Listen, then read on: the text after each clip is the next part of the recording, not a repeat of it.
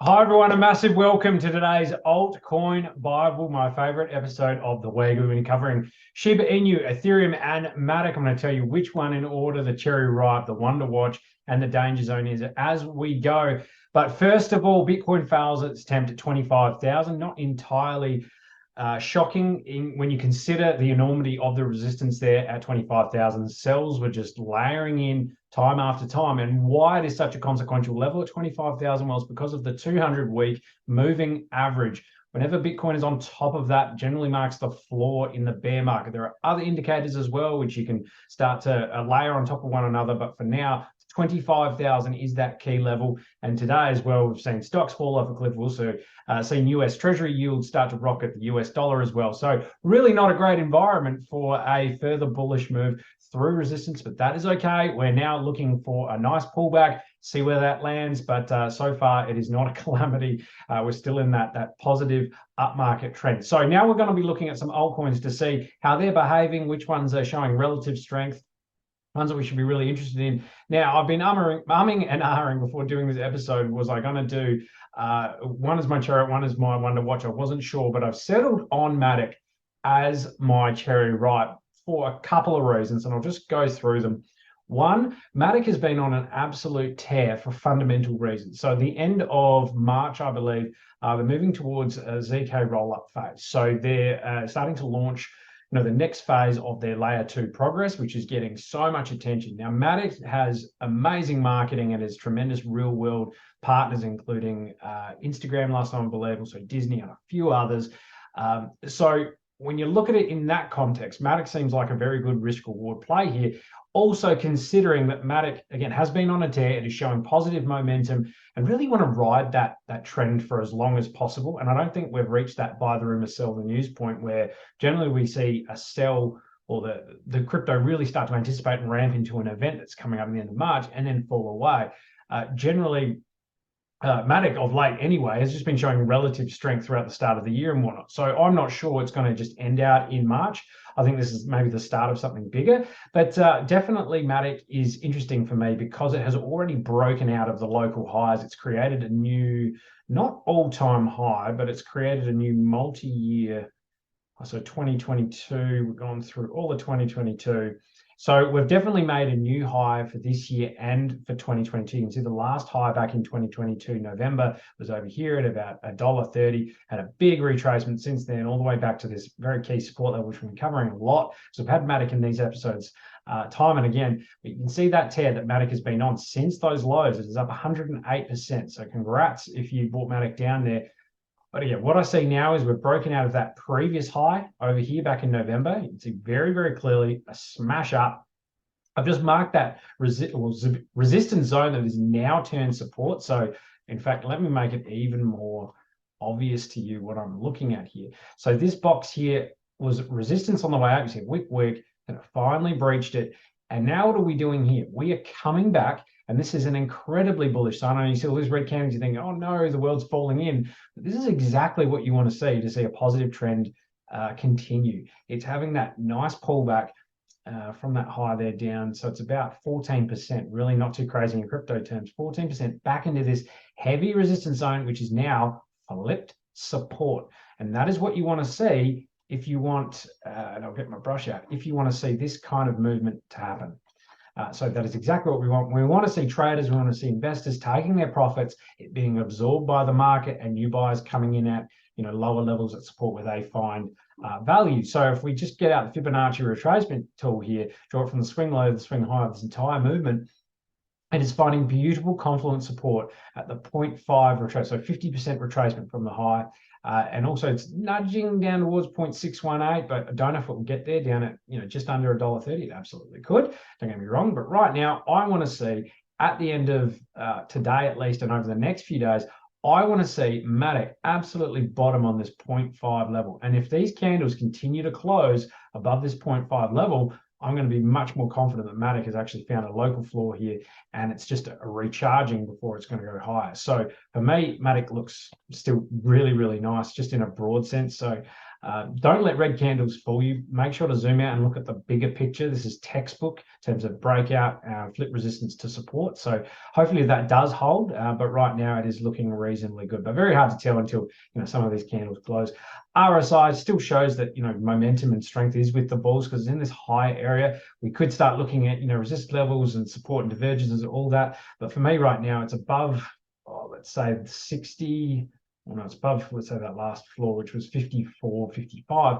So as long as it's above that, it's in a nice higher movement level. It wants to get into this power zone to really ride. So about 70 gets in there, it's probably cracking back through. But shorter term, absolutely. It's broken down from that descending triangle, blitzed right through it, and that will have to work itself out. But I think it's around this area they're going to see. So I think MATIC is absolutely cherry ripe. This is the area you'd like to buy if you're a shorter term investor, even if you're a mid to longer term, you're playing into that next move. And that next area is really those high areas that we've got up here around $1.73. Another sell point would be around $2. So I think it definitely has a runway to get there. And also, if we just check up the volume profiles on the right hand side, which is just so important when you are visualizing where price can get to and when it could fall, where it could fall rather. Let me just zoom out so I can gather everything. Excuse my computer is running a little slow. But yes, just on the right-hand side here, we can see that, well, that's perfect. We can see that, zoom out just a smidge so we can take that data in. We're coming to retest this huge block of volume here, but once we're on top of this area here, $1.60, we just say we do break out here, get on that $1.60 area, there's really not a lot of volume on top of that area, and it should really start to move towards that $2. Once it's through, let's say $1.70. So that's kind of my thesis and outlook for MATIC.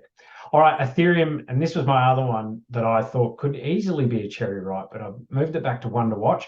I'm so bullish on Ethereum based on just the year ahead, and if Bitcoin continues the positivity, because it has not made a lower low when FTX happened, whereas Bitcoin did. And it doesn't have, 200-week moving average sitting above it, stopping it from moving higher. What it does have above it now is a very, very consequential range high.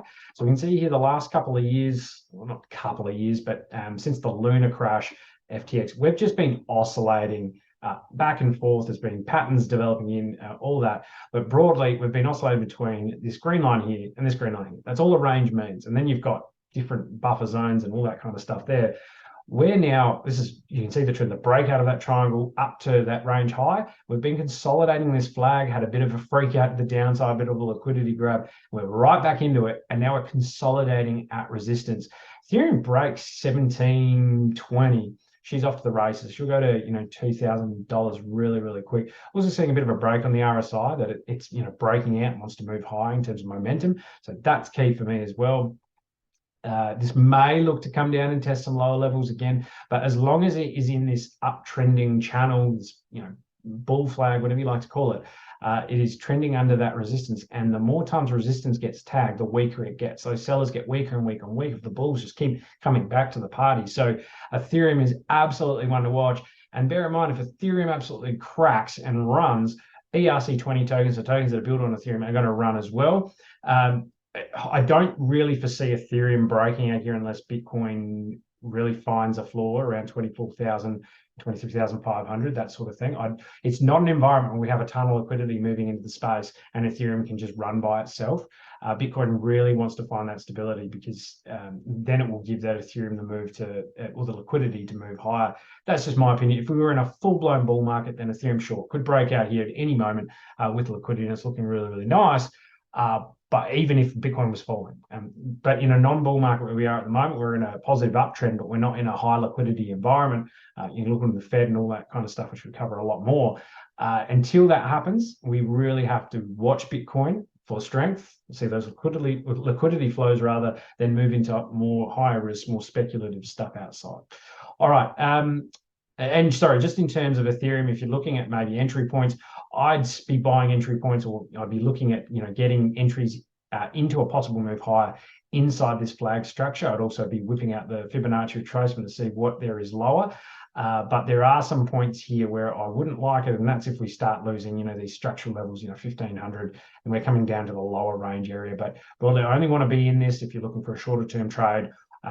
If you're a longer term investor, you just hoover up Ethereum here no matter what, and DCA as it falls down.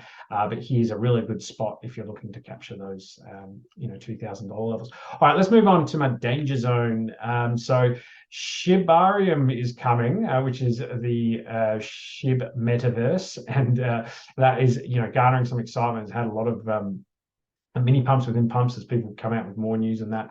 But it is my danger zone just in a technical sense, because I look at this and I'm seeing price grind up along this very obvious trend line, but I'm seeing the RSI be quite divergent to that. So strength in the bulls is just going down through the floor. Meanwhile, price is going higher. That is a horrible sign. And you can see here that it hasn't beaten this overhead resistance, which I've got plotted there.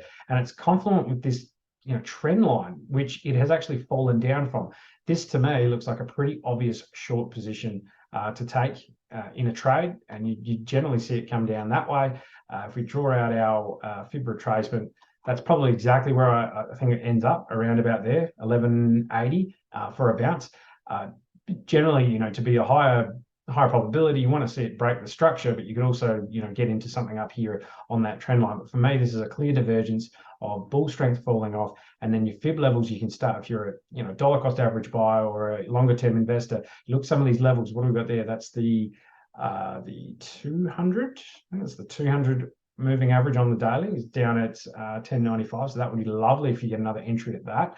But just broadly, if you're seeing stuff just grind up higher like this, and it sees no deviation to the downside, generally it's coming if you're seeing the strength weaning away. So divergence is an absolute silver bullet for looking at these markets. So that is why SHIB is my danger zone. I would change that thesis, and how I would invalidate that in my own mind if, say, SHIB suddenly rallies here, gets above this key horizontal support, and then flips it as a key horizontal resistance and flips it as support. So something like this. If the next candle comes here, bounces off this fib, comes up here, and then moves like that, I can see that absolutely happening. And on here, you'd want to see the RSI breakout as well. So that's what would invalidate it for me. However, probabilities for me, just gauging on how strong this overhead resistance should be, it should fall away. But then again, this is not taking into fundamentals. Maybe there's a token burn. Maybe there's something, Shibarium is starting to kick off, next week or something. That could really pump it higher. And you want to be really, really careful if you're doing derivatives here, perpetual shorting and longing with leverage, because that's when you can really get in trouble. So guys, I hope you've enjoyed this episode. Have a wonderful day, and we'll catch you again next time. Bye.